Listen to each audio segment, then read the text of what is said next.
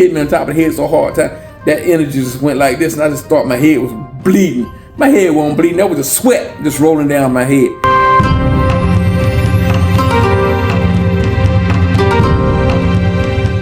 I just want to talk about my teacher a little bit. Mr. Hankins, he started out as the physical part, learning how to box.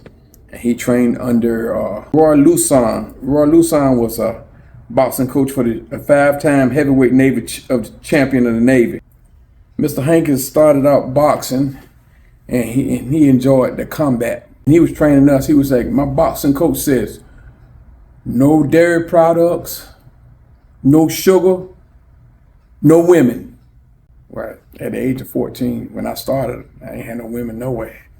But that was the thing. Yeah, if you was training and you training for an event or a tournament competition, you had to cut those things out.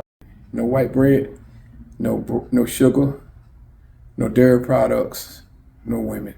So anything white bread, as far as pasta, pizza, all that good stuff, couldn't have that stuff. He said, it make you mean. I'm like, okay. He trained with Roy Luson first, and then he got involved with Charles O'Neill, which is a judo and jiu-jitsu instructor. Combat jiu-jitsu. Lieutenant Charles Niels worked with the Portsmouth Police Department. Then he trained with Robert Smith in the art of Pakwa Shinghi, which is an internal martial art. And after that, he trained with Akio Matake and Noboru Hayashi in Aikido, Japanese Aikido. And that's when they were going to Mr. Hayashi and Mr. Matake. They were attending ODU, Old Dominion University.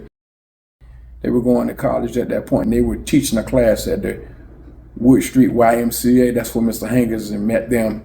And then when they graduated college, I think that the history is when they graduated, they referred Mr. Hankins to Ki Wang Kim.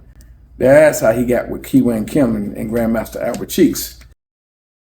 So by Master Cheeks being Mr. Kim's number one, when Mr. Kim was out the country or out of town or wherever, then Master Cheeks would train Mr. Hankins. Mr. Hankins always also trained with Kwon Young Kim, Il Ho Kim, Jong Wong Park in the Korean Taekwondo stuff. I say stuff because it was Hapkido, Tang Sudo, Harangdo. Anyway, he kind of got a little bit from everybody.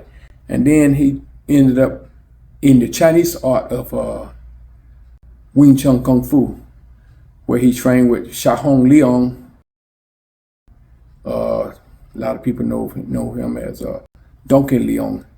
Sha Hong Leong is his Chinese name, but Sha Hong Leong was classmates with Bruce Lee and William Chun, who they all trained under Sifu Yip Man.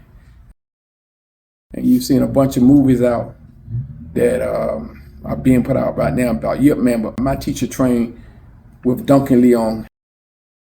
When this Duncan it wasn't available, then he trained with Dave Meadows, which was Duncan's number one guy for a long time. Sifu Duncan had quite a few fighters in his class, but Dave was supposed to be his number one, so Mr. Hankins trained with him for a little bit.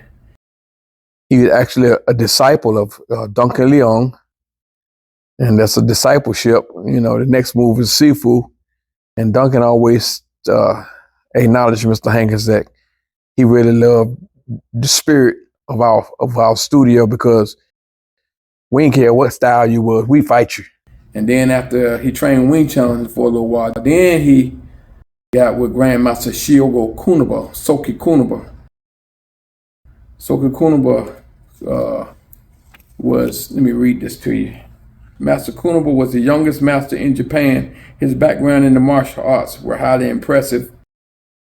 He's had a third dan in Aikido, third dan in Kyudo, which is the bow and arrow, fourth dan in Jojutsu, which is the short stick fighting, fourth dan in Aikido, which is sword, fifth dan in Judo, seventh dan in Okinawan Kabuto, which is the ancient martial art weapons, eighth dan in Motobuhai Shitoru, eighth dan in Goshin Budo, Kunaba, he loved Mr. Hankins. Grandmaster Kunaba promoted Mr. Hankins to his 8th Dan before he passed away. Mr. Hankins, along with fellow black belts Leon Nicholson and Gaylord Patterson, were given the permission to teach Korean karate August 16, 1969 by Grandmaster Ki Wayne Kim. What Mr. Hankins got from Mr. Kim, he got some from Mr. Kim, he got some from the other Korean masters, he got some boxing skills from Roy Lusan, he got the Wing Chun Kung Fu Chinese style, he got the combat jiu-jitsu. When Grandmaster Soka Kunaba came through and he saw the way Mr. Hankins was training us, he was like, I love it, Japanese way. The Kung Fu master said it was the Chinese way. The Japanese master said it was the Japanese way.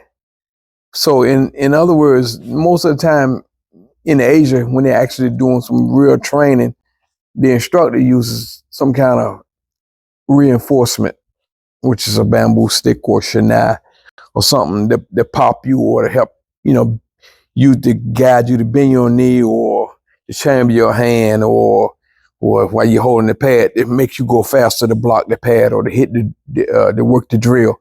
If you're training on 35th Street at any point, you got that stick.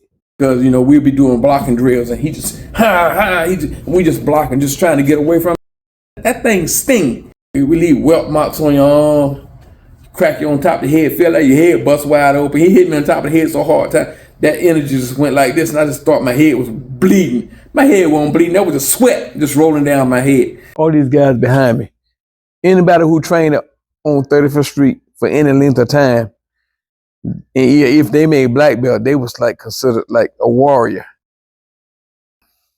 It wasn't a pleasant adventure, but he would always say, I'm trying to make something. And he got that from his instructor, Sensei Neil. He would say the same thing, I'm trying to make something. Their training was quite brutal, quite ruthless.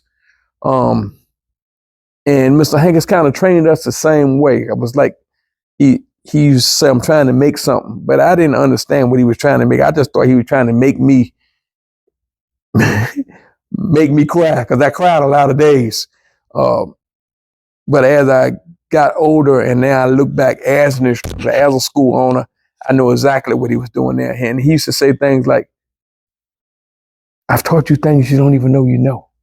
And me being a young first degree black belt, when he told me that, I remember I was first degree, I said, Ms. Hankins, I know everything you taught me. I know every one-step sparring technique you wanted me to know, every kick that you ever taught me, every form you ever taught me. I said, just ask me anything.